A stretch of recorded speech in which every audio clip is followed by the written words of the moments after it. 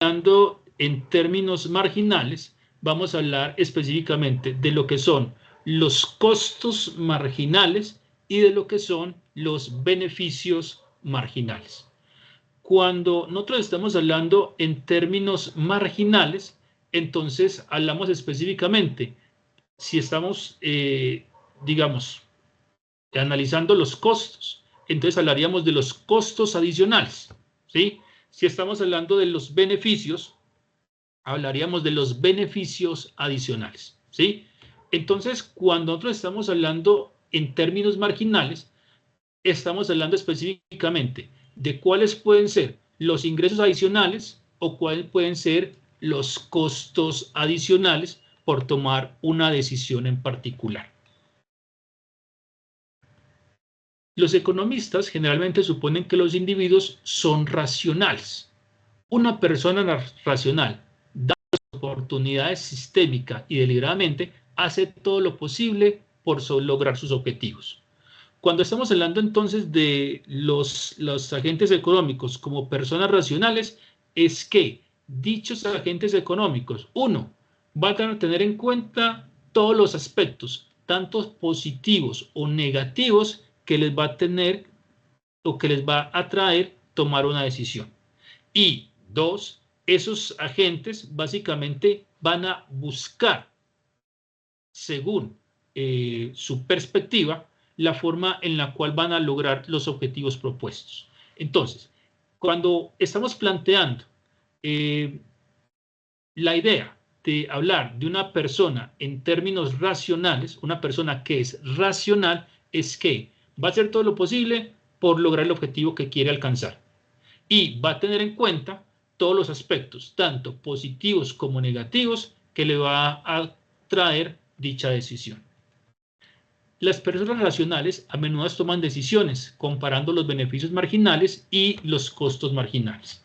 Entonces, cuando los agentes económicos toman decisiones, dicen, bueno, ¿cuáles pueden ser los beneficios adicionales de tomar esta decisión? ¿Cuáles pueden ser los costos adicionales que me trae la toma de dicha decisión? Entonces ahí hablamos específicamente de lo que tiene que ver con el agente económico como un individuo racional. Los economistas utilizan el término cambio marginal para describir los pequeños ajustes que realizamos en el plan que ya existía, ¿sí? Cuando estamos hablando del cambio marginal, es que, como se puede entender, implica que la toma de una decisión que se lleva a través de una disyuntiva tiene unos costos, que dichos costos que toma, que tiene esa decisión, son unos costos que planteamos como costos de oportunidad, y que dichos costos pueden ser unos costos marginales que implican básicamente que el tomar dicha decisión implica específicamente que van a haber unos costos adicionales de tomar una decisión en particular, y que esa decisión en particular puede también tener en cuenta lo que son los ingresos adicionales de tomar o beneficios adicionales de tomar dicha decisión.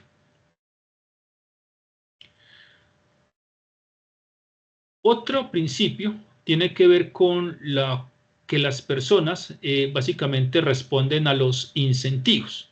Cuando las personas responden a los incentivos, implica básicamente que si nosotros estamos planteando un modelo o un mercado en el cual hay agentes económicos, entendido por agentes económicos, por ejemplo, compradores por un lado y vendedores por otro, entonces los compradores y los vendedores van a responder a lo que son los incentivos que hay en el mercado. Hay que tener en cuenta, si nosotros estamos hablando de un mercado, ese mercado, como lo veremos posteriormente, básicamente tiene dos actores principales. Por un lado, los consumidores, y por otro lado, los productores. Entonces, en este principio se plantea que, por ejemplo, tanto consumidores como productores van a responder a un incentivo. ¿Y cuál es el incentivo que hay en un mercado? ¿Quién me podría responder? ¿Qué une a los consumidores y a los productores? Dinero. El dinero. Si estamos hablando de que los productores producen y venden bienes y servicios y que los consumidores consumen bienes y servicios, ¿qué aspecto hace que esos dos agentes se unan en un mercado? Los bienes y ¿Oferta y servicios. demanda? La oferta y la demanda. Yo produzco bienes y servicios, ¿sí? Yo produzco empanadas. Una persona cualquiera le gusta consumir esas empanadas. Para poder hacer ese intercambio entre quien produce las empanadas y quien quiere comerse las empanadas, ¿qué media?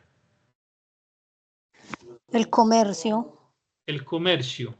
Pero hay algo que básicamente... Si una persona vende empanadas y otra persona compra empanadas... ¿Los incentivos? Hay un incentivo, ¿sí? A ver. ¿El valor? El valor, el precio, ¿sí?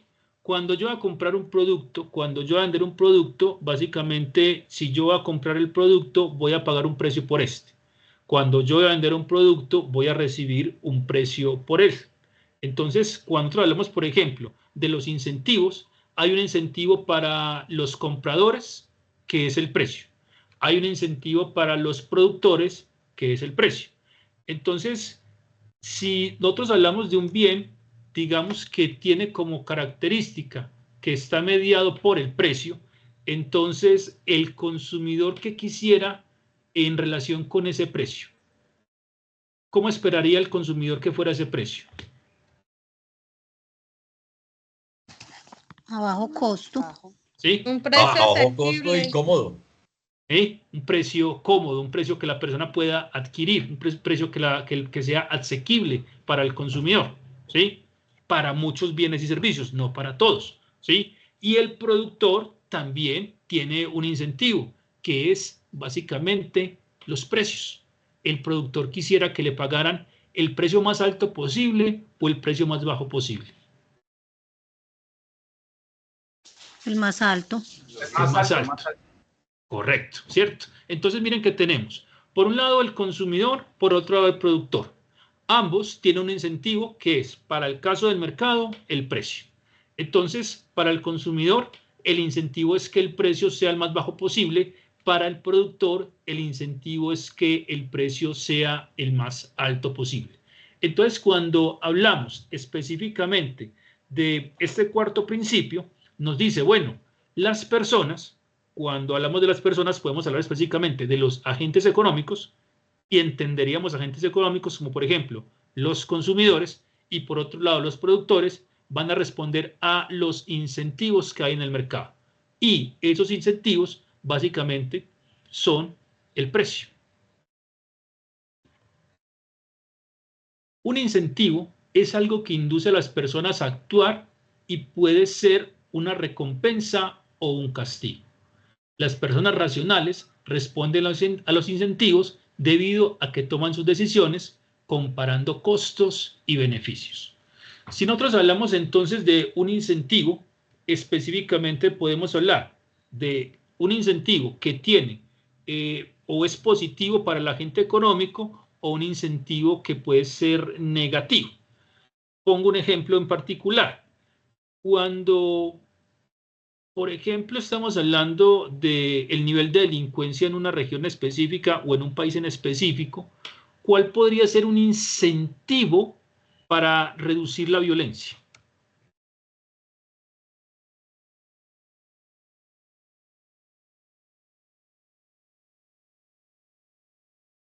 ¿Ofertas laborales? Podría ser, digamos, una oferta laboral, si estamos hablando específicamente de que a través de un estudio se encontró que hay un alto nivel de violencia en una región determinada porque las personas no tienen acceso, digamos, o posibilidades de empleo, ¿cierto? Hoy tendríamos un incentivo.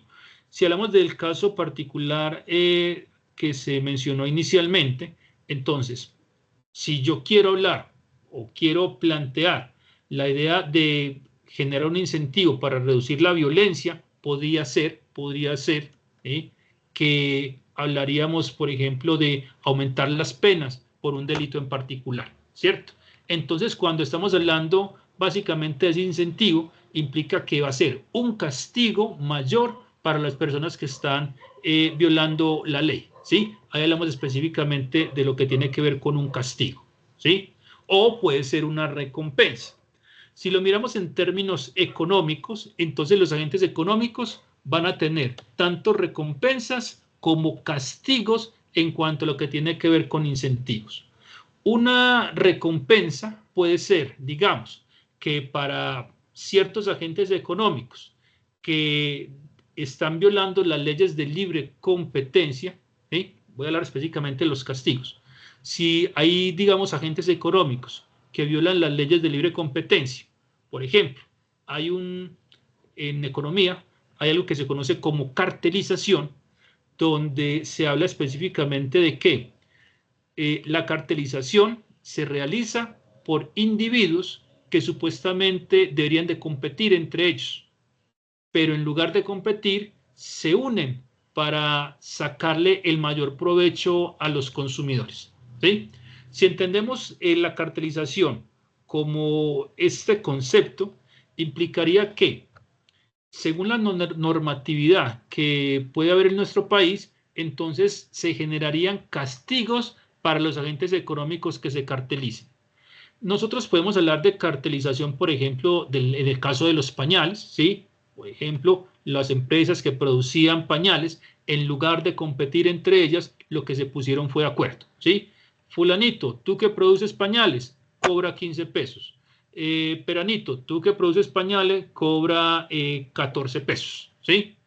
Si nosotros compitiéramos entre nosotros, valga la redundancia, estaremos hablando de que fulanito podría producir o vender esos pañales en 5 pesos y peranito podría cobrarlos a, digamos, 7 pesos. Pero en lugar de cobrar 5 y 7, ¿por qué no mejor 14 y 15? ¿Sí? Entonces, cuando hablamos de la cartelización, hablamos específicamente de que estamos violando una de las leyes económicas que tiene que ver con el libre mercado, ¿cierto? Entonces, para ganar, que es la idea fundamental de ese modelo, implica que más bien, en vez de competir, en vez de pelear, unámonos y saquemos el mayor provecho a los consumidores. Entonces, cuando se implementan, digamos, ese tipo de relaciones, implica que el agente mediador del mercado, que vamos a ver posteriormente, que va a ser el gobierno, va a intervenir a través de lo que es, digamos, un castigo, ¿sí? Si hablamos de, por ejemplo, la libre competencia, entonces en la libre competencia también pueden haber premios y castigos, ¿sí? Cuando hablamos de premios y castigos y hablamos de libre competencia, es que básicamente hay un gran cúmulo de oferentes y demandantes que van a hacer que en un mercado quien los medie sea el precio, ¿cierto? Y va a haber incentivos y van a haber castigos para quien no sea capaz de, uno, pagar por el precio o dos, vender a un precio particular. Si un agente económico, por ejemplo, no es capaz de pagar un precio que hay en el mercado, entonces el mercado le dice, hombre, tú no eres capaz de pagarlo, entonces tienes un castigo. ¿Cuál es? Sal del mercado porque no tienes la posibilidad de pagar por ese producto o servicio. O si estamos hablando de una empresa que tiene unos competidores, donde los competidores bajan los precios porque la estructura de mercado hace que ellos bajen el precio, pero yo no estoy en capacidad de bajar el precio, entonces para mí va a haber un castigo. ¿Cuál es el castigo? Como no tengo la posibilidad de bajar el precio, al igual que mis competidores, entonces mis competidores básicamente van a tener un premio que es estar en el mercado y yo voy a tener un castigo que va a ser salir del mercado porque no soy capaz de competir. Entonces, la idea fundamental es quien esté en capacidad de afrontar, digamos, esa baja en el precio va a estar recompensado. Y quien no está en capacidad de afrontar esa baja en el precio, entonces va a tener un castigo. Y eso básicamente va a incentivar a los agentes económicos a lo que es entrar o salir del mercado. Los incentivos son fundamentales cuando se analiza cómo funcionan los mercados. Perdón. Las autoridades no deben olvidar los incentivos, pues muchas de las medidas que toman alteran los costos o los beneficios que enfrentan los individuos y por lo tanto su conducta.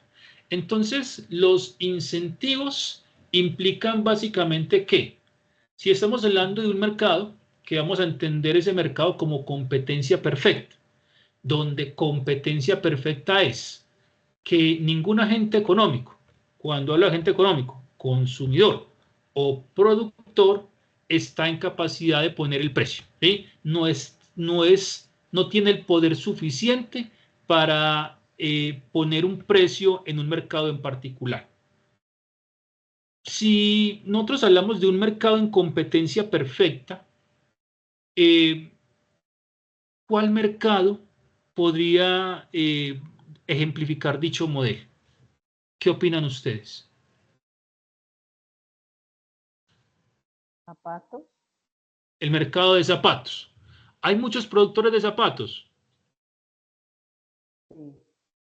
¿Hay muchos demandantes de zapatos? Sí. Sí, claro. ¿Hay alguien que podría influenciar en el precio de los zapatos?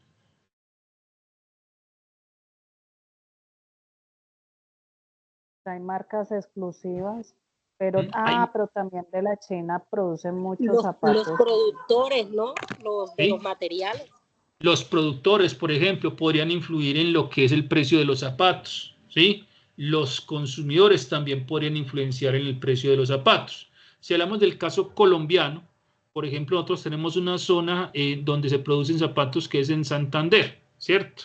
Entonces, cuando estamos hablando de Santander y Norte de Santander, cuando estamos hablando de la producción de zapatos en esa región, el precio de los zapatos va a estar influenciado por otros agentes económicos, como por ejemplo, cuando hacía colación la compañera, los zapatos chinos, ¿sí? Los productores de zapatos chinos pueden alterar el precio de mercado en el mercado colombiano, ¿cierto?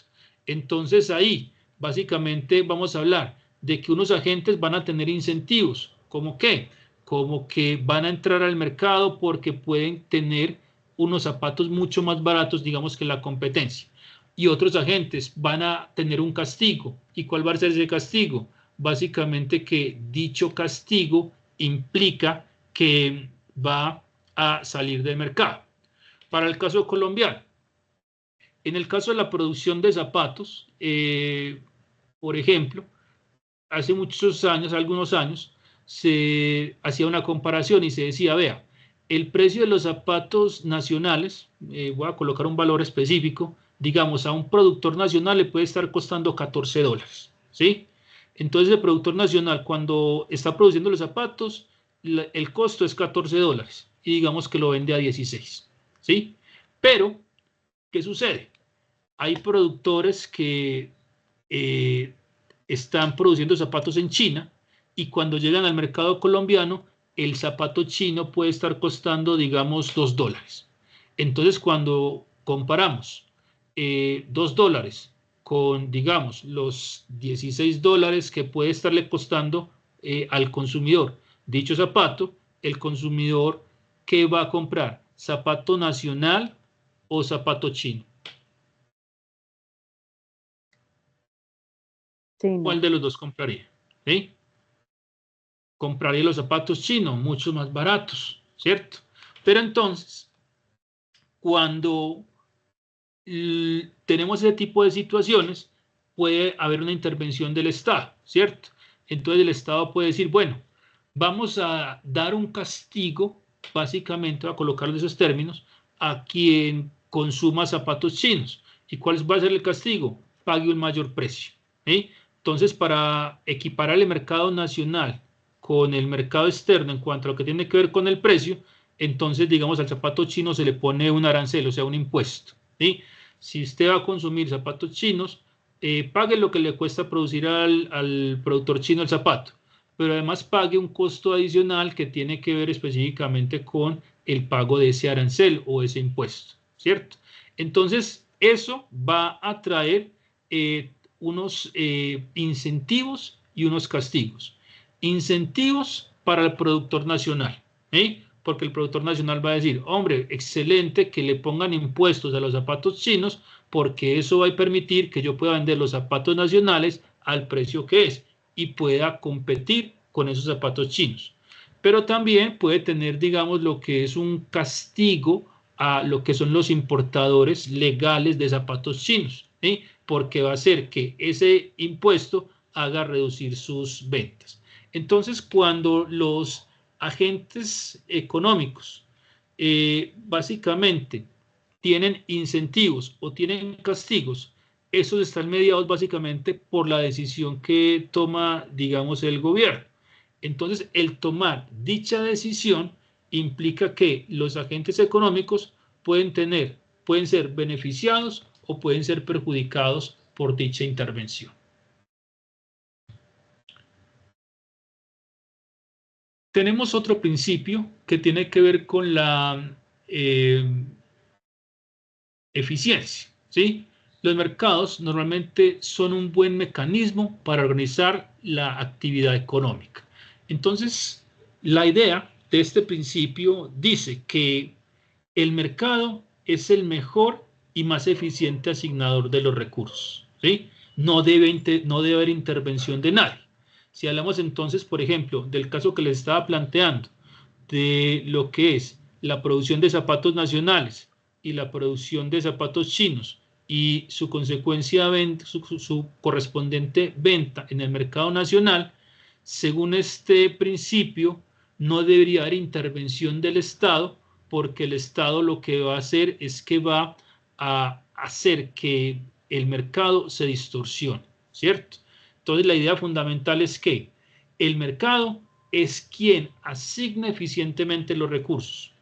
En el caso particular del ejemplo que se le está planteando, entonces la idea es que si el productor nacional, si el productor colombiano no es capaz de competir con el productor chino, entonces el productor nacional básicamente tiene que salir del mercado, ¿sí? Y quien va a estar en capacidad de vender los zapatos al precio que está fijando el mercado, entonces va a ser quien va a continuar. A eso hace referencia específicamente la idea de que el mercado es quien está en capacidad de organizar la actividad económica. No existe ningún otro agente que tenga dicha posibilidad. En una economía de mercado, las decisiones que antes se tomaban de manera centralizada son sustituidas por las decisiones de millones de empresas y familias. Cuando el autor plantea esta idea, hace una comparación entre dos tipos de economía. Una, la economía que se conoce como planificada o centralizada, que hace relación a las economías que se basan en el modelo marxista de producción o el modelo comunista. Y dos, las economías que se basan en el modelo capitalista de producción. Hoy por hoy, esa idea en cuanto a lo que tiene que ver con las economías centralizadas, digamos, ha perdido auge en relación con que muchas economías, cuando se cae el muro de Berlín, específicamente cuando se termina lo que es la Unión Soviética, habla de la desaparición en los mayores casos de la economía planificada, ¿sí? De la economía centralizada. Hay muy pocos países en el mundo donde se les atribuye dicha planificación. ¿Qué es la planificación de la economía? El gobierno dice qué producir, cómo producir, cuánto producir, dónde producir y a qué precio producir, ¿sí? A eso hacemos referencia cuando se habla de una economía planificada. Pero entonces, cuando se habla de una economía de mercado, quien decide qué producir, cómo producir, cuánto producir y a qué precio vender o comprar es el mercado. ¿Y quién compone al mercado? Al mercado lo componen, por un lado, los oferentes y por otro lado los demandantes de bienes y servicios. Entonces, cuando se plantea la idea de que en una economía existe eficiencia, es porque uno, el gobierno o el Estado no interviene en dicho mercado. Es porque los oferentes y los demandantes, mediados por el precio, son los que están en capacidad de influenciar en el precio. Las empresas son las responsables de decidir a quién contratar y qué fabricar. Las familias, por su parte, deciden dónde trabajar y qué desean comprar con su ingreso. Las empresas y las familias interactúan en el mercado, en donde los precios y el interés personal orientan sus decisiones. Entonces, este principio que habla de la eficiencia nos plantea específicamente que este puente que tenemos acá va a ser o terminado de construir gracias a la interacción de oferentes y demandantes. No hay intervención del Estado. El Estado básicamente va a cumplir sus funciones mínimas. ¿Cuáles son sus funciones mínimas? Darle seguridad a los agentes, darle, por ejemplo, lo que tiene que ver con administrar las cárceles, ¿sí? Cosas que el mercado no estaría interesado en intervenir. Hoy por hoy se rebate mucho la idea, por ejemplo, en cuanto a lo que tiene que ver con que muchas cárceles, en el caso de Estados Unidos, son privadas. ¿Qué quiere decir? Que el Estado no está interesado en cumplir, digamos, con dicha función, y lo que hace es que delega en el mercado, que es el más eficiente en cuanto a lo que tiene que ver con la asignación de los recursos, según la teoría económica, específicamente en el modelo capitalista, de que él sí es capaz de cumplir, digamos, con dicha función.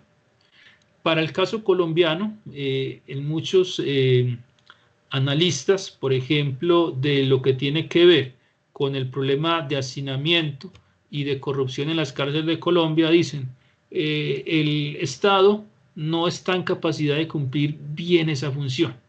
Entonces, mejor lo que debemos hacer es que debemos entregarle esa actividad al mercado, a agentes económicos que van a estar en capacidad de construir cárceles, de administrar cárceles y de propiciar que lo que es el modelo penitenciario en Colombia sea eficiente en lo que tiene que ver con la asignación y en lo que tiene que ver con la ejecución de los recursos. Algunos dicen, eso no es posible, porque lo más seguro es que quien llegue a administrar las cárceles, entonces no las va a administrar de manera eficiente, porque solamente va a pensar en lo que es la retribución económica. Entonces puede tener, digamos, el interés de bajar sus costos a través de una alimentación baja para los internos, las personas que tienen medidas intramurales.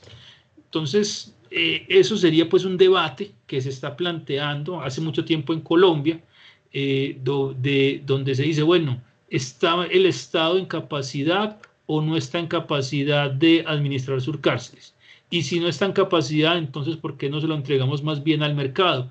Que el mercado va a tener la posibilidad de administrar de una manera mucho más eficiente de lo que lo hace el Estado.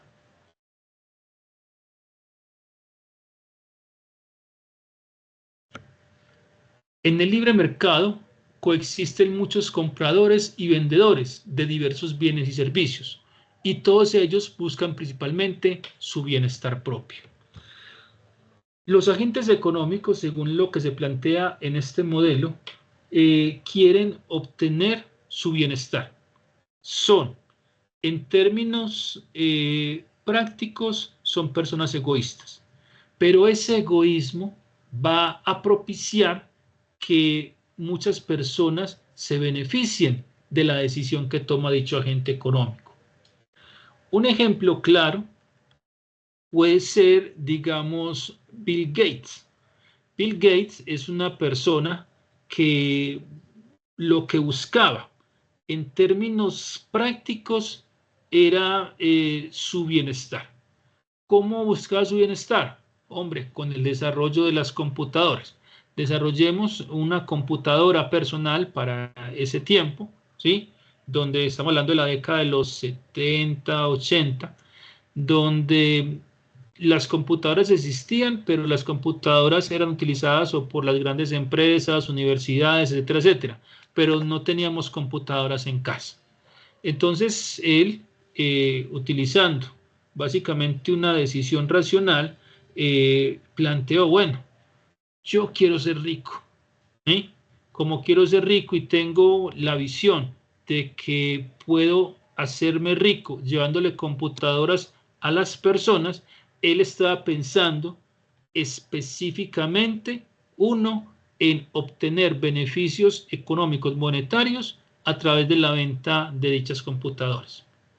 Pero esa venta de esas computadoras que implicaban unos ingresos para ese agente económico, también iba a provocar que su individualismo beneficiara a muchas personas.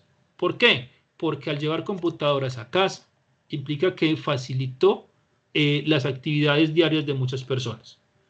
Porque implica que para esa persona construir computadoras necesitaba ingenieros, necesitaba insumos, necesitaba maquinaria, lo que implicaba que necesitaba contratar trabajadores. Entonces, la idea de él conquistar el mercado implica que va a poder cumplir con sus sueños, pero al cumplir con sus sueños también va a ayudar a realizar los sueños de los demás. Sin, ojo con esto, sin plantear la idea de que la persona lo que quiere es llegar a cumplir los sueños de los demás, sino él quiere cumplir sus sueños y el cumplimiento de esos sueños hace que muchas personas se vean beneficiados de manera positiva. ¿Se entiende ese concepto?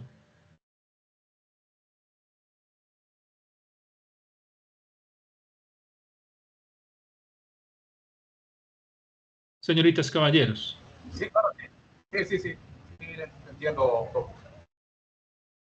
Ok, entonces, esa es la particularidad de esto, ¿sí? Los agentes económicos son individualistas, piensan en sí mismos, pero pensar en sí mismos tiene como contrapartida que beneficia a los demás agentes económicos. Yo quiero ser rico, pero para ser rico debo de, digamos, construir un emporio económico, pero al construir ese emporio económico voy a beneficiar a muchas más personas, porque les voy a dar trabajo, porque voy a demandar materiales e insumos para la producción, porque voy a producir algo que le sirve a otras personas. Entonces ahí hablamos de un individualismo, donde dicho individualismo lo que permite es que muchas personas se beneficien indirectamente por mis decisiones. Adam Smith es uno de los principales teóricos económicos, donde habla de lo que es la intervención de un concepto que se va a conocer como la mano invisible. Cuando estamos hablando de la mano invisible en términos económicos, es la acción o la intervención de el precio como el regulador entre los oferentes y los demandantes. Entonces, la idea fundamental se basa en que los agentes económicos, cuando están interactuando, por un lado, vamos a tener unos agentes económicos que conocemos como consumidores y otros agentes económicos que conocemos como productores. Esos agentes económicos van a estar en un lugar específico. Ese lugar va a ser el mercado. Pero el mercado como tal va a tener un mediador. Ese mediador es el precio. Y la mediación de ese precio se hace a través de lo que tiene que ver, por un lado, los deseos y propósitos que tienen los consumidores y los productores. El consumidor quiere comprar los productos a bajos precios. El productor quiere vender sus productos al precio más alto posible. El mercado, a través de la interacción de los oferentes y de los demandantes, va a hacer que tanto consumidores como productores concuerden. Y esa concordancia es lo que se conoce en términos generales como la mano invisible del mercado, ¿sí? El mercado, que es el mejor y más eficiente asignador de los recursos, va a hacer que el oferente venda todo lo que quiere y puede vender. El demandante compre todo lo que quiere y puede comprar. Entonces, cuando nosotros hablamos de la mano invisible, es que como no hay una mediación específica entre oferentes y demandantes, quien media es el precio. Y esa mediación del precio va a hacer que, reitero, el consumidor compre lo que quiere y puede comprar, el productor venda todo lo que quiere y puede vender. Porque hay que tener muy claro una cosa. Es muy diferente querer a poder, ¿sí? Yo quisiera vender mis productos a un precio de 100, pero si el mercado me dice que me lo compra a 50, yo no tengo posibilidades de pelear con ese mercado, ¿cierto? Entonces ahí es el punto en el cual nosotros hablamos de la congruencia entre el productor y el consumidor a través de la mano invisible. El mercado sería el único y más eficiente asignador de los recursos y lo va a hacer a través de este concepto que Adam Smith puso como la mano invisible. Dice, los precios son un instrumento del que se sirve la mano invisible para dirigir la actividad económica. Entonces, el precio es, digamos, el protagonista principal de este modelo. El precio va a hacer que los agentes económicos, estoy hablando de productores o consumidores, van a tomar decisiones. El precio va a hacer que las decisiones que tomen tanto productores como consumidores confluyan, y al confluir, entonces estaríamos hablando de la acción de la mano invisible del mercado a través del precio. ¿Para qué? Para que el agente económico realice lo que está planteando a través de sus perspectivas. Cuando hablo de esa realización, reitero, el consumidor compra todo lo que quiere y puede comprar, el vendedor vende todo lo que quiere y puede vender. Esa es, digamos, el gran aporte que trajo a el modelo económico, a la teoría económica actual, Adam Smith en 1776, a través de lo que fue su libro La riqueza de las naciones, planteó básicamente dicho modelo. Un séptimo principio es que el gobierno puede mejorar algunas veces los resultados del mercado. Vimos anteriormente que la idea es que el gobierno no intervenga porque quien es el mejor y más eficiente asignador de los recursos es el mercado.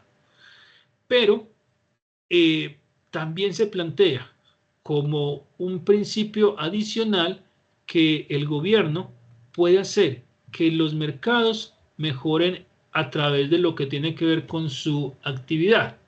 ¿Y cómo lo va a hacer? Garantizando los derechos de propiedad.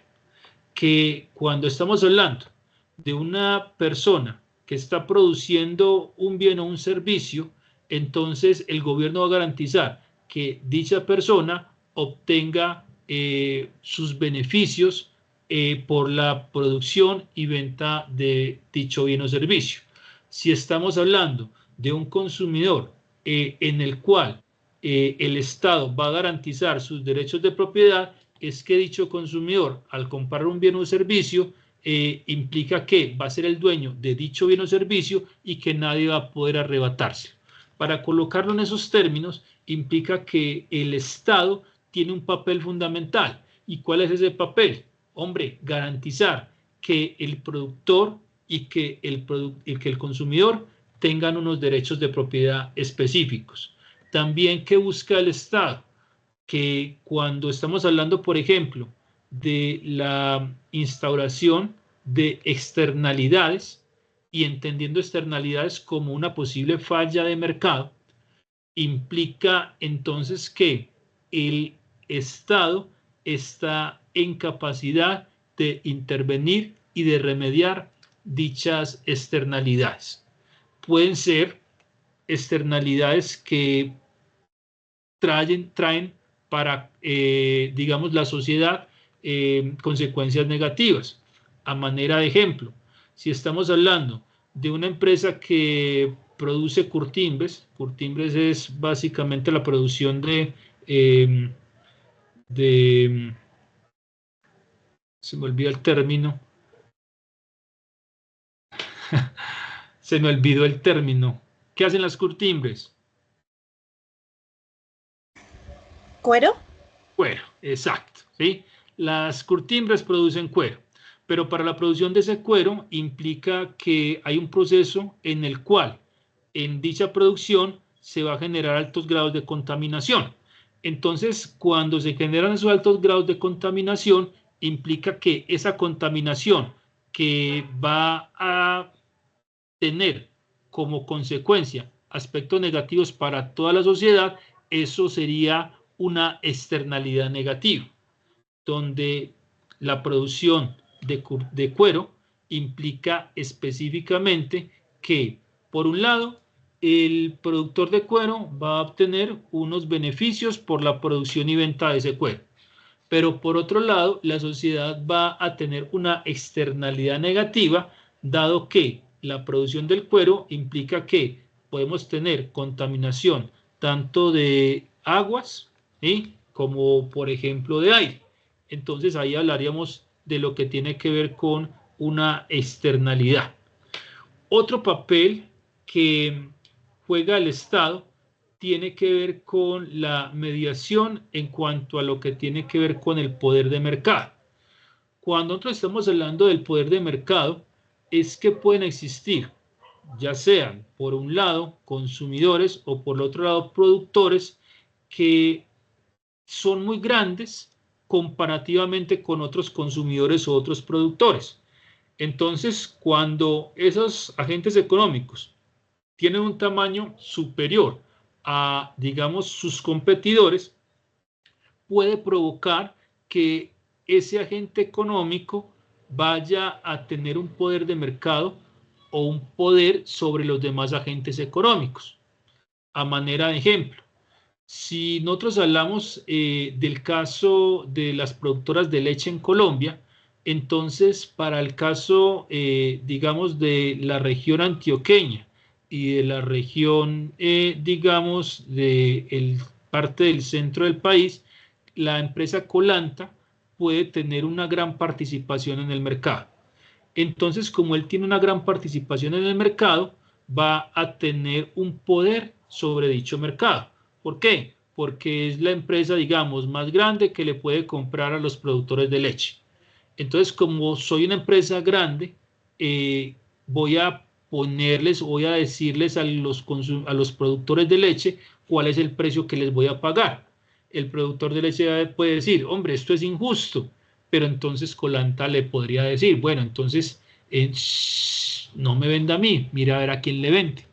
Pero entonces cuando el productor de leche ve que no tiene a quién más venderle, entonces básicamente ahí hablamos de que la productora de leche, o en este caso Colanta, va a tener un precio de mercado. Hace algunos años, cuando se implementó la telefonía celular en Colombia, hablábamos de la existencia de dos empresas en particular, BelSouth, lo que hoy se puede llamar Movistar, y Concel, lo que hoy se puede llamar Claro, ¿sí? Cuando empezaron esas dos empresas a funcionar, entonces no habían más competidores en el mercado. ¿Qué implicaba? Que ellas tenían un poder de mercado y eso iba a hacer que, a manera de ejemplo, los consumidores tuvieran que pagar unos precios muy altos porque no tenían más a quien comprar. Entonces, el minuto de celular era a 1.000 pesos, recuerdo, que un solo minuto de celular valía 1.000 pesos. Hoy por hoy, ¿cuánto puede estar valiendo el precio de un minuto para comunicarnos por celular? 100 pesos. ¿Y por qué? ¿Por qué pasamos de esos 1.000 a 100 pesos? Por la competencia, como usted lo acaba de decir. Exacto, porque no solamente ya existen dos empresas, sino que existen muchas empresas. Entonces, para, digamos, quitarle ese poder del mercado, ¿qué tuvo que hacer el gobierno? ¿Sí? Permitir que entraran nuevas empresas a ofertar lo que es el servicio de telecomunicación. Un octavo principio tiene que ver con lo que es el nivel de vida de los países. Cuando nosotros hablamos del nivel de vida de un país, este está estrechamente relacionado con lo que es su capacidad de producir bienes y servicios. ¿Qué dice este principio específicamente? Que quien pueda producir de una manera eficiente la mayor cantidad de bienes y servicios va a tener un mejor nivel de vida. Quien no está en capacidad va a tener un nivel de vida mucho más precario. Entonces, cuando hablamos de la eficiencia, estamos hablando de la producción de bienes y servicios en el menor tiempo posible. A eso hacemos referencia cuando hablamos del concepto de eficiencia. Entonces, la idea fundamental es que quien esté en capacidad de producir bienes y servicios de una manera eficiente va a tener un mejor nivel de vida que quien no esté en capacidad. En el caso colombiano, hoy por hoy se está debatiendo lo que tiene que ver con un posible incremento del salario mínimo para el próximo año. Se discute generalmente en diciembre. Entonces, una de las características que influencian en el aumento del salario mínimo tiene que ver con la eficiencia. ¿Qué tantos bienes y servicios producimos en una misma unidad de tiempo comparado con otros países? Por ejemplo, a eso hacemos referencia con eficiencia. Como nosotros producimos muy pocos bienes y servicios, comparado, por ejemplo, cuando estamos teniendo un trabajador norteamericano y un trabajador colombiano, en este contexto, el trabajador norteamericano produce mucho más bienes y servicios que el trabajador colombiano. Por ende, el trabajador norteamericano gana más o gana menos que el trabajador colombiano. ¿Cuál sería la respuesta? Gana más, porque tiene una mejor calidad de vida. Exacto. Como gana más, como es más eficiente, gana más, perdón, como es más eficiente, gana más, y si gana más, tiene una mejor calidad de vida comparado con quien produce bienes y servicios en un mayor tiempo. El noveno principio habla de lo que es la inflación y lo que tiene como consecuencia a través de la generación de dinero. La idea es que cuanto más dinero tengamos en nuestro bolsillo, más gastamos. Y si gastamos mucho, implica que los precios de los bienes y servicios van a subir. Entonces, cuando se habla de este principio, la idea es que el gobierno no tiene por qué tener la potestad de imprimir o producir dinero. porque si produce mucho dinero, esto va a provocar que haya una consecuencia negativa en una economía, que es el aumento del precio. La idea que se plantea entonces es que para poder garantizarle a las personas que paguen la menor cantidad de precio por un bien o servicio, esto implica que el Estado no puede intervenir en el mercado a través de lo que es la creación de dinero, sino que eso se lo deja, para el caso particular de Colombia, en manos del Banco de la República. El Banco de la República es quien define la cantidad de dinero que debe haber en nuestra economía. No puede ser el gobierno. Les cuento, por ejemplo, cuando nosotros hablábamos de el gobierno, en gobiernos particulares, específicamente del gobierno de Colombia en 1910, 1920, el gobierno de Colombia era el que imprimía dinero, era quien estaba encargado de hacer el dinero. Entonces, como el gobierno tenía muchas necesidades, muchos gastos, lo que hacía era que para suplir esas necesidades imprimía cada vez más dinero. Entonces, como no tenía unas reglas claras y no tenía un tope para, digamos, la impresión de dinero, esto provocaba inflación. Para concretar, cuando en una economía hay demasiado dinero, implica que las personas gastan mucho comprando bienes y servicios. Y como las personas gastan mucho comprando bienes y servicios, entonces esto lleva a que los precios sean altos. ¿Qué provoca la inflación? En la mayoría de los casos en que la inflación es alta y se mantiene por alta en el tiempo, el culpable es el aumento de la cantidad de dinero que hay en circulación. Caso concreto tiene que ver con, digamos, Argentina, donde hoy por hoy, con el manejo que le está dando el presidente Milei a la inflación desbordada en Argentina, que hablamos inclusive de una hiperinflación. Una hiperinflación es una inflación muy alta. Entonces, esto lleva a que el gobierno tome decisiones. ¿Cuál decisión? Hombre, yo no debo intervenir. ¿Cómo no intervengo? Básicamente creando dinero. Quien debe crear el dinero es un banco central que debe ser independiente de mis decisiones. Ahí hablamos del concepto de lo que es la inflación. Y el último concepto, que es la relación entre lo que es el salario o el aumento de los salarios, o que es lo mismo, la inflación, y lo que tiene que ver con el desempleo. La idea es que, tal como lo muestra esta gráfica, cuando uno sube, otro baja, a manera de ejemplo.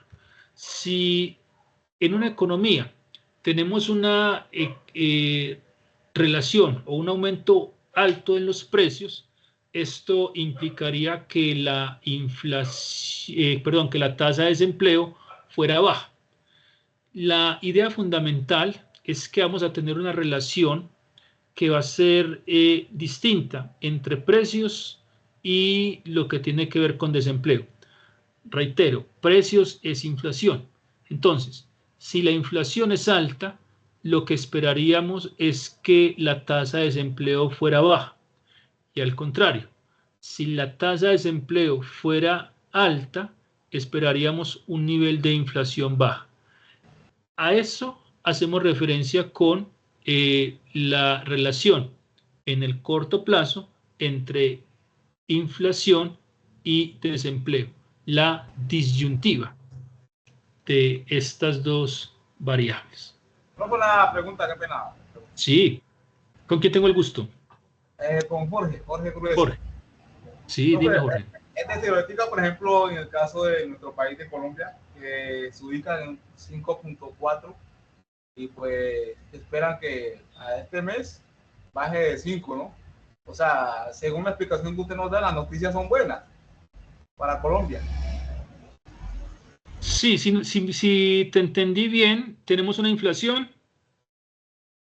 Sí, es correcto, una inflación que está en el 5.4 ahorita. Sí, O sea, como este dato lo dio el Banco de la República, ¿no? Hace correcto. poquitos días. Sí, Como la idea es que de acá a diciembre se ubique por debajo de 5, quiere decir que las noticias son buenas, que el desempleo, según la explicación que usted da, desempleo, la tasa de desempleo puede bajar. sí, esa sería la idea fundamental. Como nosotros estamos planteando, digamos, o se está planteando en la teoría económica, que vamos a tener un comportamiento específico de lo que tiene que ver con la inflación y lo que tiene que ver con el desempleo, si nosotros hablamos de una baja tasa de inflación, implica que las personas van a poder tener un poder adquisitivo mucho mayor, o sea, van a poder comprar más bienes y servicios, ¿cierto? Y como las personas van a poder comprar más bienes y servicios, entonces eso implica que las empresas tienen una señal.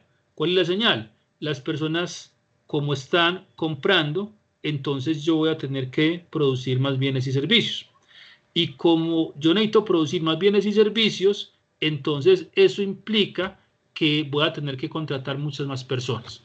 Entonces eso llevaría a que el comportamiento y la comparación de dichas variables va a provocar que los agentes económicos en general tengan, digamos, un beneficio en relación con el comportamiento de estas variables. Aunque en términos generales, cuando se habla de la inflación y se habla del desempleo, la idea es que en la economía hay que tomar básicamente una decisión. ¿Cuál es la decisión? Quiero un alto nivel de empleo, o sea, una baja tasa de desempleo, pero esa baja tasa de desempleo es básicamente a costa de un alto nivel de inflación. Por eso se dice que es una disyuntiva. Yo debo escoger entre uno y otro. Debo escoger entre si en una economía es preferible una alta tasa de inflación, pero a la vez una baja tasa de desempleo, o al contrario, si prefiero una una alta tasa de desempleo, pero una baja tasa de inflación. Por eso se dice que podemos tener ese tipo de disyuntiva en lo que tiene que ver con el corto plazo. Pero hay algo que es muy claro según tu apreciación. Si a las personas les bajan los precios de los bienes y servicios, esas personas van a poder tener una capacidad adquisitiva mucho más alta. ¿Qué quiere decir? Pueden comprar más bienes y servicios. Y esa compra de bienes y servicios va a beneficiar de alguna manera lo que es la generación de empleo. ¿Estamos claros hasta ahí, señoritas y caballeros? Sí, sí, profe, eso es lo que quería quedar claro con ese punto. Perfecto. Bueno. Ahora, entonces, con estos 10 principios, ustedes lo que van a hacer es una relatoría. ¿Qué implica esto?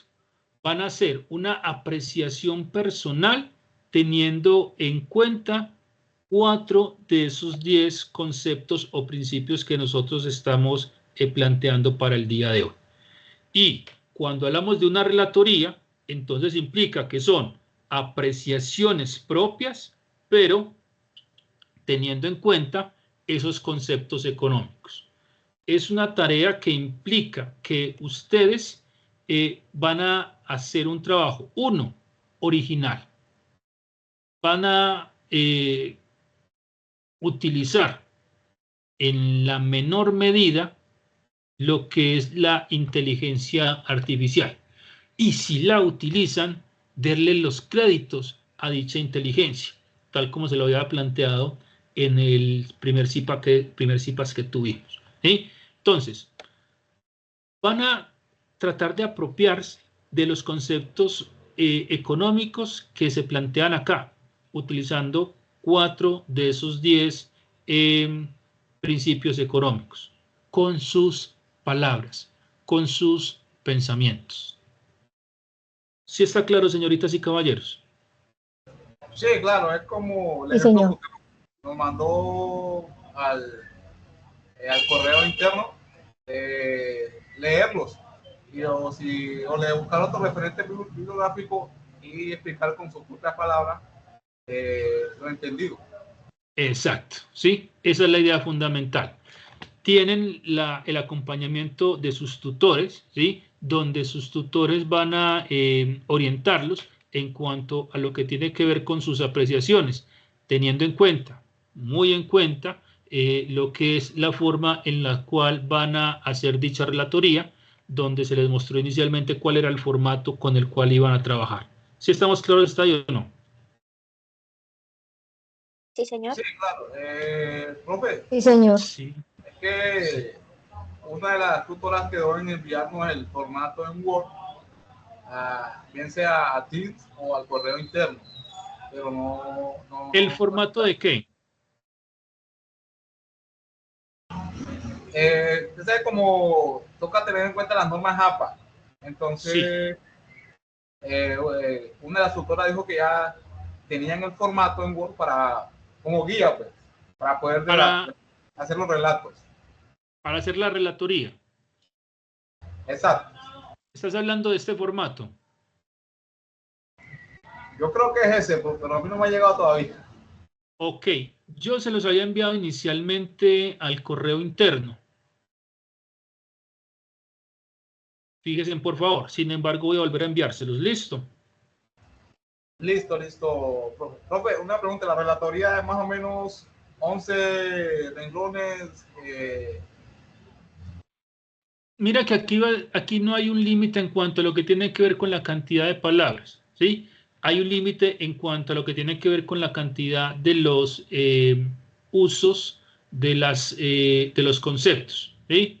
Habla de unas palabras claves en específico, una cantidad de palabras claves, pero no en cuanto a lo que tiene que ver, digamos, con el tamaño de la relatoría. La idea sería, debe ser algo concreto, ¿sí? No, digamos, extendernos demasiado en cuanto a lo que tiene que ver con la relatoría, pero tampoco pecar por hacerlo demasiado corto, ¿sí? Es un trabajo, digamos, en el cual, como lo plantea la guía, yo voy a parafrasear, ¿sí? Voy a escribir mis palabras. Y cuando voy a escribir mis palabras, entonces lo que voy a hacer, apropiarme de los conceptos, teniendo en cuenta los delineamientos que se me están planteando acá, ¿sí? Y eso implica que no necesariamente debo hacer un trabajo que sea excesivamente largo o excesivamente corto. Listo, entendido, profe. Buenas noches, instructor, ¿cómo está? Buenas noches. ¿Con Quería quién hacerle tengo el una gusto? preguntita con Lady Sí, Joana García. O sea que el Lady. trabajo tocaría hacer el de las palabras que usted nos dice, que nos mandó el formato, ahí sacaríamos con nuestras propias palabras y se enviarían, no sería nada más, es lo que yo entiendo, es que entré un poquito tarde.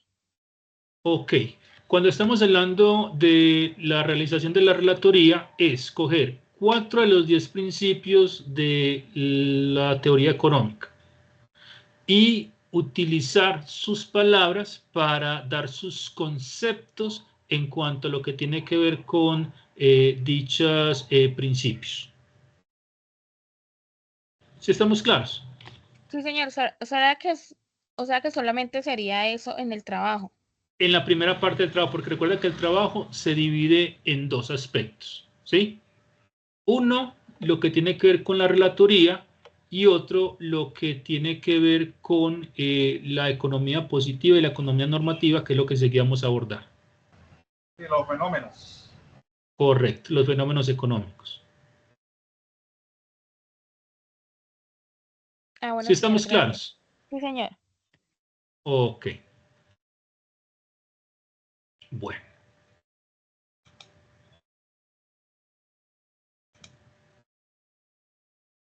Entonces, el primer punto dice, investigar cuáles son los 10 principios de la economía, debe elegir 4 principios de la economía y elaborar en sus propias palabras una relatoría sustancial, ¿sí? Y suficiente. O sea, que cumpla con los aspectos que está planteando. Segundo, de las ramas de la economía son una, la positiva y otra la normativa. La economía positiva se conoce como la economía descriptiva, por lo que describe los fenómenos y los hechos económicos a partir de los estudios e investigaciones. La tarea consiste en describir 3 hechos o fenómenos económicos en la economía actual. Enunciar a qué teoría corresponde, si a la teoría microeconómica o a la teoría macroeconómica. Decir cómo afecta positiva o negativamente a la economía. Pero entonces, para hacer este ejercicio, lo primero que vamos a entender es lo que es la diferenciación entre la economía positiva y lo que es la economía normativa. Cuando hablamos de la economía positiva, entonces se habla de lo que es la economía descriptiva, lo que es la teoría económica. Cuando se habla de la teoría económica, entonces esta se subdivide en 2 ramas, en la teoría microeconómica y en la teoría macroeconómica. Entonces, en la teoría económica podemos hablar, por ejemplo, de lo que es un fenómeno que se clasifica como un fenómeno microeconómico. A manera de ejemplo, cuando estamos hablando de la teoría desde el punto de vista positivo, entonces diríamos, si los precios de, digamos, los alimentos suben, específicamente, digamos, de la papa, ¿sí? ¿Cómo afecta este incremento a lo que es, por un lado, los oferentes y por otro lado, los demandantes?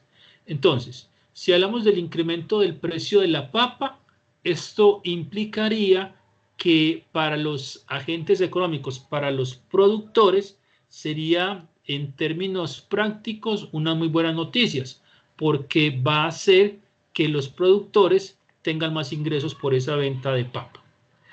Como el productor de papa tiene unos buenos ingresos por la venta de papa, entonces digamos para el siguiente periodo, ¿el qué va a hacer?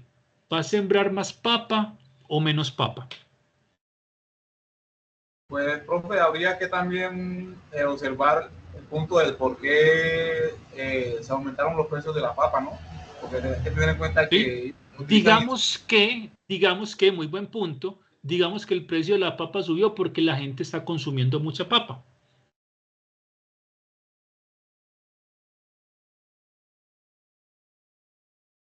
Profe, o también puede que suba porque no hay oferta de papa. Puede ser, ¿cierto? Entonces habría que analizar ese aspecto. Por ejemplo, si nos vamos para el primer supuesto, que aumentó el precio de la papa porque la gente está comprando muchas papas, ¿cierto? Entonces, como la gente está comprando papa, la demanda de papa sube. Si la demanda de papa sube, el precio de la papa aumenta. Y si el precio de la papa aumenta, entonces implica que para el productor es un incentivo en cuanto a que, hombre, como el precio de la papa está bueno, entonces para, digamos, un periodo subsiguiente, sembremos más papa. Eso es economía positiva.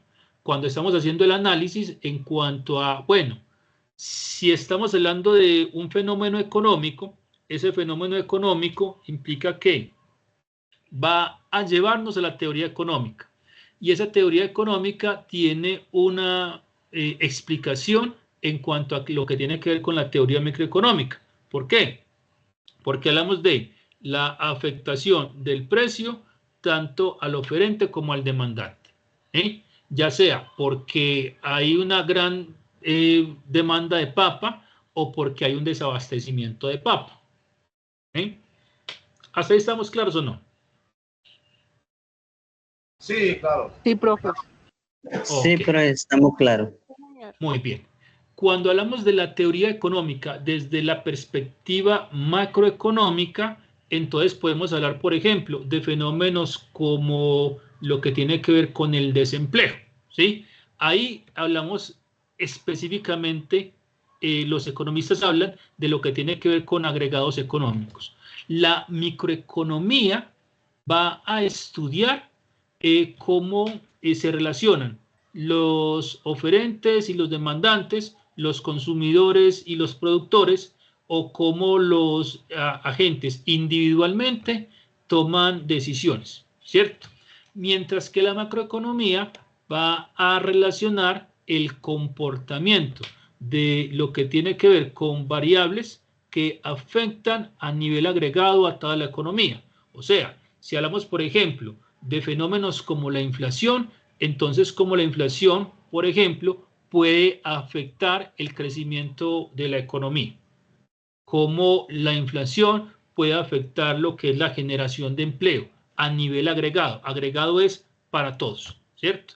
Entonces, la teoría macroeconómica y la teoría microeconómica, que son básicamente teoría económica, hablan de lo que tiene que ver con la economía positiva. Entonces, la tarea que tienen ustedes acá es, van a analizar diferentes fenómenos que pueden ser microeconómicos o macroeconómicos, y van a analizar desde el punto de vista de la teoría o la economía positiva, donde hablamos específicamente de las relaciones entre los variables que pueden explicar la teoría micro o la teoría macro. Y cuando nosotros estamos hablando de la economía normativa, entonces básicamente esto nos lleva a aspectos como la política económica. Si hablamos de economía normativa, entonces para el caso colombiano, hoy por hoy estamos hablando de lo que es, por ejemplo, el aumento del precio de la gasolina, ¿sí? El gobierno necesita cubrir unos costos, ¿sí? Ya sea, digamos, porque necesita ingresos o porque necesita cubrir lo que se conoce como un hueco fiscal, ¿sí? Pero no nos metamos con eso. La idea es, el gobierno va a subir el precio de la gasolina por X o Y motivo. Si el gobierno sube el precio de la gasolina, entonces va a afectar a unos agentes económicos. Y cuando sube el precio de la gasolina, entonces eso implica que desde el punto de vista del gobierno, al subir el precio de la gasolina, va a tener mayores ingresos vía impuestos. Pero otra particularidad podría ser, hombre, como yo necesito ingresos, entonces más bien no voy a ponerle un impuesto a la gasolina, sino que le voy a poner un impuesto a los derivados del petróleo, ¿sí? Miren la cuestión acá. Si yo le pongo un impuesto al precio de la gasolina, entonces implica que, siguiendo una especie de cadena, si sube el precio de la gasolina, esto va a hacer que el precio para los productores suba. Si sube el precio para los productores, en este caso para los transportadores de los productos que nosotros consumimos en Colombia, implica que va a subir el precio de la canasta familiar, por un lado. Pero si yo le subo el precio a los derivados del petróleo, ¿qué productos utilizan petróleo? El champú, el jabón, los alimentos, el vestuario, muchos bienes y servicios. ¿Qué implica? Que desde el punto de vista de la economía positiva y la economía normativa, el gobierno tiene que tomar una decisión en cuanto a la disyuntiva. Si yo le pongo un impuesto a la gasolina, va a afectar a unos agentes económicos. Si yo le pongo un impuesto al petróleo, va a afectar a otros agentes económicos. Entonces, ¿cuál de las dos decisiones, ¿sí?, en cuanto a mi disyuntiva, son las menos perjudiciales para una economía? Ahí hablamos específicamente de economía normativa. ¿Qué es lo que yo debo hacer? ¿Qué es lo mejor o qué es lo más conveniente? ¿Para qué? Para que menos personas, menos agentes económicos pierdan. ¿Sí? ¿Sí queda claro ese concepto?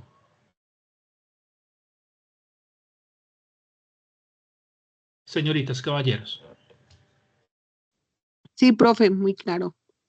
Ok.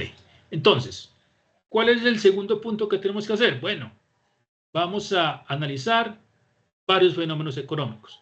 Vamos a clasificarlos en lo que tiene que ver con, desde el punto de vista positivo, cómo afecta ese fenómeno económico a qué agentes en específico. Y vamos a determinar si ese fenómeno económico está en el ámbito microeconómico, entendiendo la microeconomía como la relación entre consumidores y productores en general, ¿sí? O si pertenece a lo que tiene que ver con el ámbito macroeconómico, entendiendo el ámbito macroeconómico como la característica que hace relación a los agregados económicos, a el nivel de precios generales, o sea, a la inflación, a la tasa de desempleo, a lo que tiene que ver, digamos, con el Producto Interno Bruto de una economía, etc. Preguntas.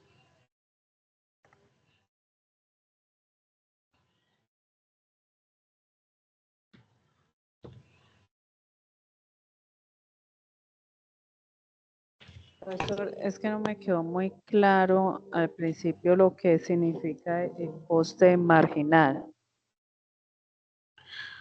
Costo marginal. Cuando nosotros estamos hablando de los costos marginales, son los costos adicionales, ¿sí? A manera de ejemplo, si yo quiero producir bienes y servicios, entonces esos bienes y servicios implican que si la idea es producir más bienes y servicios, voy a recurrir a costos adicionales, ¿sí? A eso hacemos referencia cuando hablamos de costo marginal, los costos adicionales por producir bienes y servicios. Si hablamos de ingresos marginales, entonces hablamos son de los ingresos adicionales por vender esos bienes o servicios. Costo marginal es el costo adicional. Ingreso marginal es el ingreso adicional.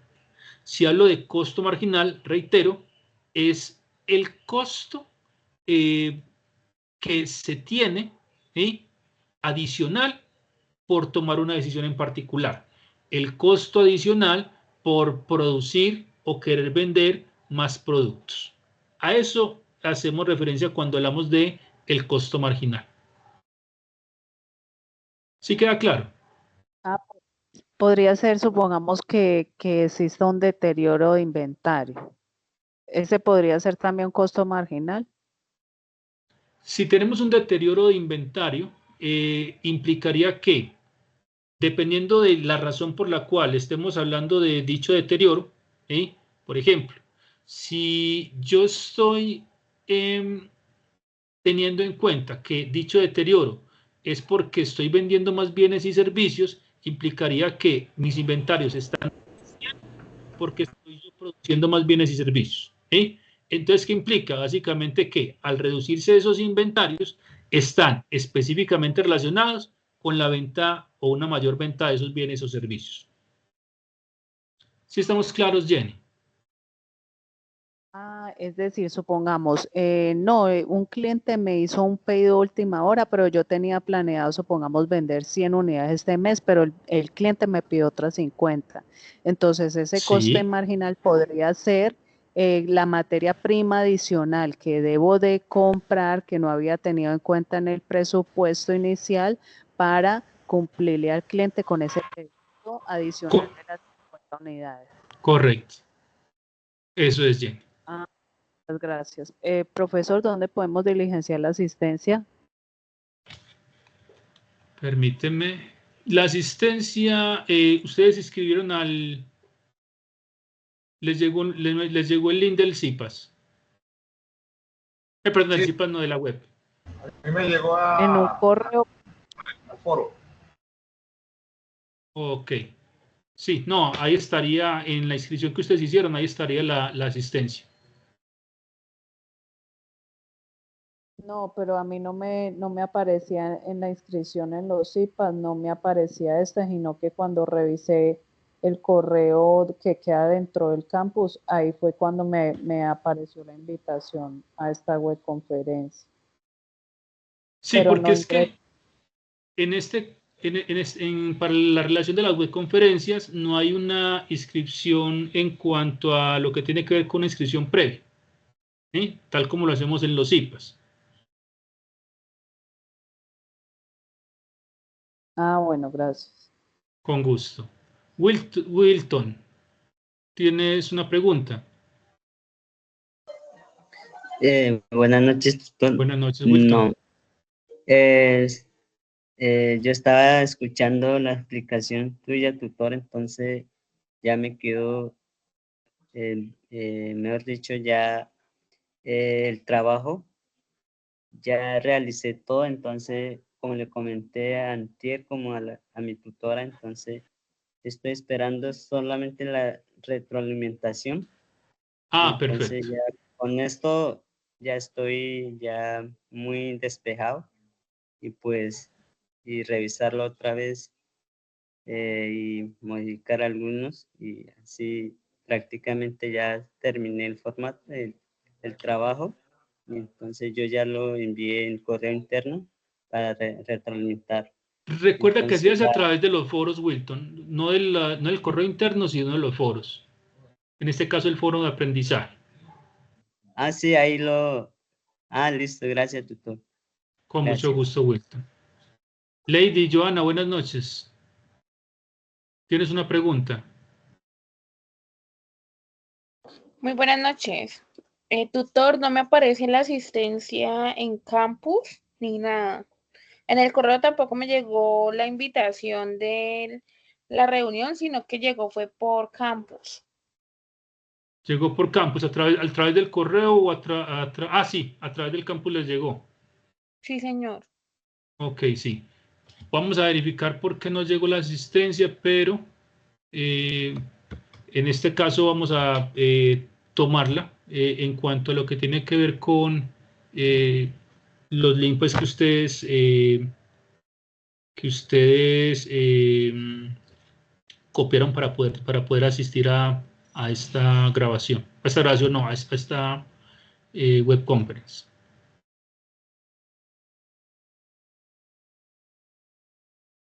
¿Listo, Lady?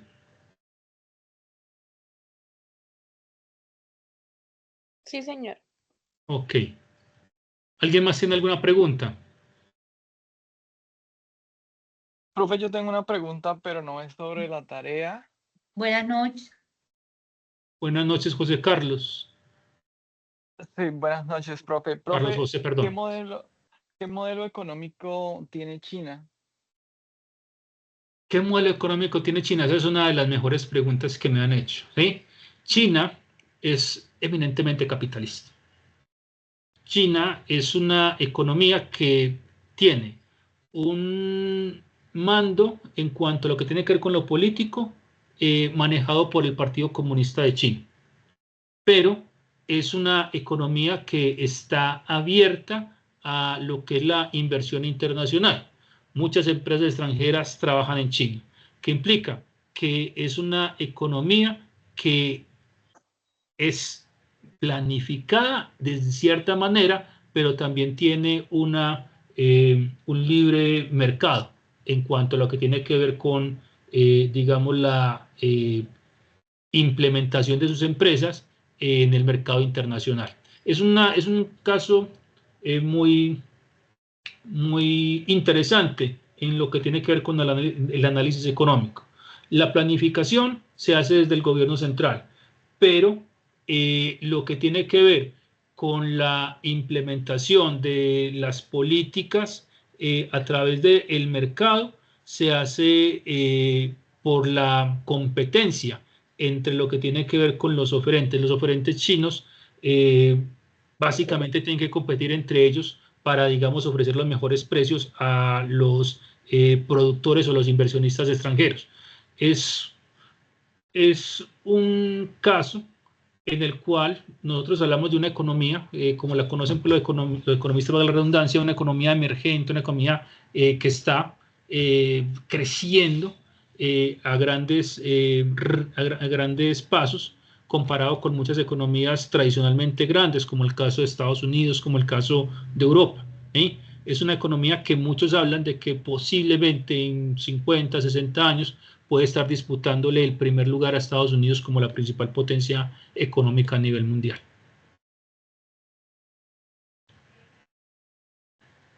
No Sí, sé si muchas responde tu gracias. pregunta. Es que hay algo, yo vivo en China y es bastante confuso entenderlo desde acá.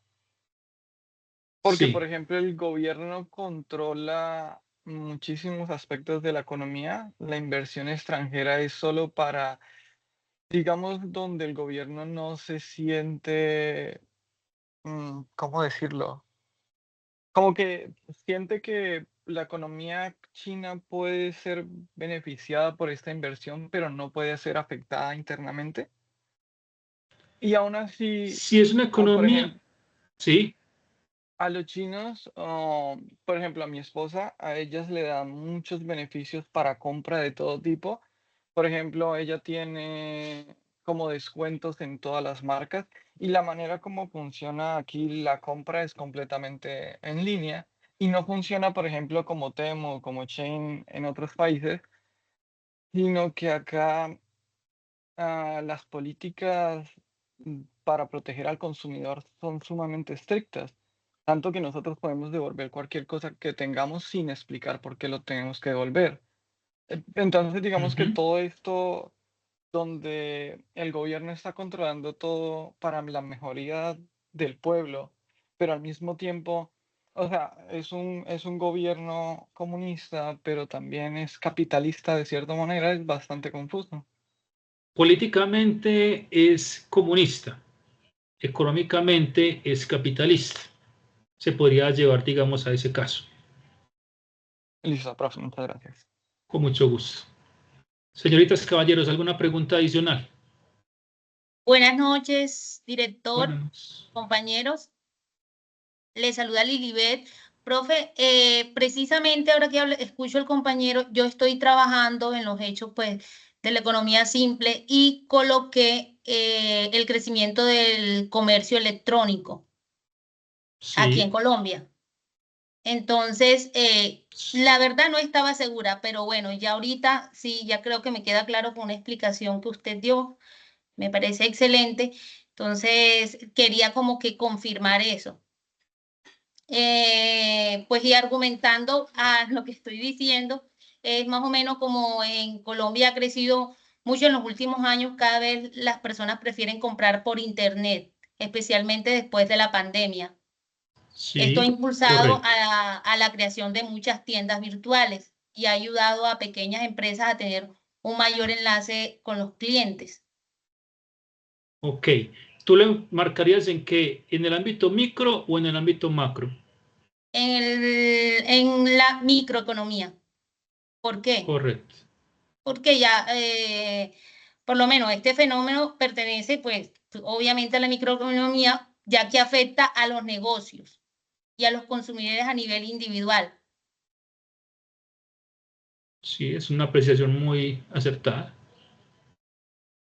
Y el efecto que tiene es que, pues, es positivo en la economía, ya que impulsa a las ventas y a la innovación, al facilitar las compras. ¿Tú sabes cómo es en alta, cómo es en alta para ti? Enviar un video. Envíame En una Perfecto. HD. Sí. Buenas noches, Diana. Gracias, Pero Lisette. enviar, a ver Sí. cómo lo tengo, a ver. envíamelo a mí. Eso, aquí. Envíame un video en alta, ¿cómo sería? Sería Ok. galería. No. Señoritas, caballeros, ¿alguna pregunta adicional? Bueno, entonces con esto cerraríamos la primera web conference del curso de Fundamentos de Economía. Espero que hayan aclarado sus dudas. También recuerden que tienen la posibilidad, e inclusive yo diría la obligación, de estar permanentemente preguntándole a sus tutores, ¿sí? Ustedes tienen dicha posibilidad, entonces aprovechen a sus tutores, son personas muy capacitadas que los van a estar orientando en cuanto a lo que tiene que ver con la realización no solamente de esta segunda actividad, sino de las demás actividades que tenemos programadas para este curso de Fundamentos de Economía. Entonces, no siendo más, agradezco su atención y Profe, estaríamos buenas en noches, contacto. disculpe. Sí, ¿con Profe, quién tengo el gusto? con Yelo Ya. Verónica, mucho gusto. ¿Nos Hola, puede Monse. enviar de pronto el formato de el que nos mostró a ratos? Ok. Se los voy a enviar entonces al correo interno, ¿sí? Se lo voy a enviar por medio del correo interno a todos ustedes. Ok, profe, muchas gracias. Con mucho gusto, Yerly. Profe, quisiera hacer una pequeña intervención. Sí, dime, María Meli. Bueno, listo. Profe, lo primero, pues, y a los estudiantes que están conectados, revisar bien el foro del curso es importante. Ejemplo, los estudiantes que están a mi cargo, todos tienen, sin excepción, el material de apoyo y en ese orden de ideas también el formato en Word para la realización de la relatoría. Eso como primera medida para que lo tengan en cuenta y revisen bien el foro y así puedan hacer las participaciones. Y dos, para este encuentro no tenemos link de asistencia, pero sí es importante que para las CIPAS que vamos a desarrollar se inscriban a través del campus virtual para más adelante poderle realizar la asignación de los puntos. Entonces para este momento no tenemos link de asistencia, para dejarle claro a los estudiantes que están escribiendo en el chat, no tenemos link de asistencia, pero para las CIPAS sí es importante que a través de su campus virtual se puedan inscribir y así participar en los CIPAS de cada una de las zonas del país que se han organizado y que ya van a iniciar lo más pronto posible. Correcto, sí, la profesora María Amelia me hizo caer en cuenta en esto. Cuando ustedes están asistiendo a los CIPAS, a ustedes les llega la invitación de dichos CIPAS, ¿sí? Entonces, ustedes deben de inscribirse al CIPAS y participar según la programación que les hace cada uno de sus tutores. A nivel general, se les dio la indicación a los tutores por parte del profesor Guarnizo de que debíamos de compartir todo lo que era el material de apoyo.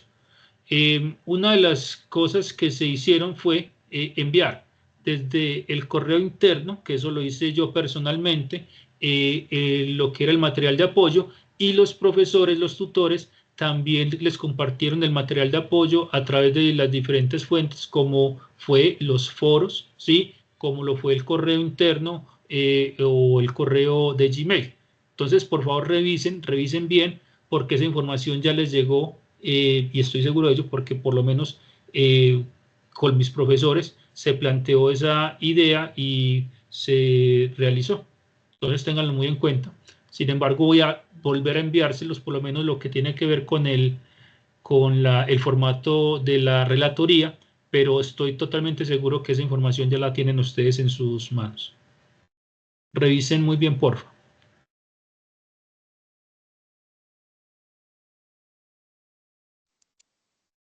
Buenas noches. Buenas noches. Una consulta. ¿Qué quiere decir CIPAS de primera matrícula? Es para los estudiantes que están empezando en la universidad. Son para estudiantes de primer grado. ¿Primer semestre? Primer semestre.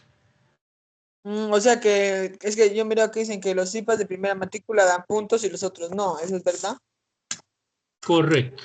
Los CIPAS de primera matrícula dan puntos en cuanto a lo que tiene que ver con la ponderación y la calificación que se les da, mientras que los otros CIPAS, específicamente los CIPAS que nosotros realizamos durante el curso, son CIPAS que lo que buscan es resolver todo el tipo de dudas que pueden tener ustedes en relación con el desarrollo de las actividades para el curso en particular. Ok, muchas gracias. Con gusto. Bueno, señoritas, caballeros, de nuevo, muchas gracias por la atención. Voy a terminar entonces de la grabación en este punto y cualquier duda, por favor, acérquense a sus tutores, que ellos están predispuestos a ayudarlos en cualquier tipo de situación. Muchas gracias a todos y nos estamos conversando muy pronto. Muchas gracias, doctor. Muchas gracias, tutor. Muchas gracias, hasta luego. Hasta luego, muchas gracias. Muchas gracias, hasta luego. Gracias, profe. Con mucho gusto.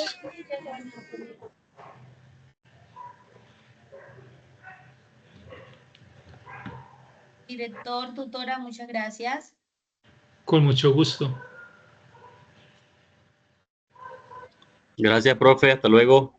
Hasta luego, con mucho gusto.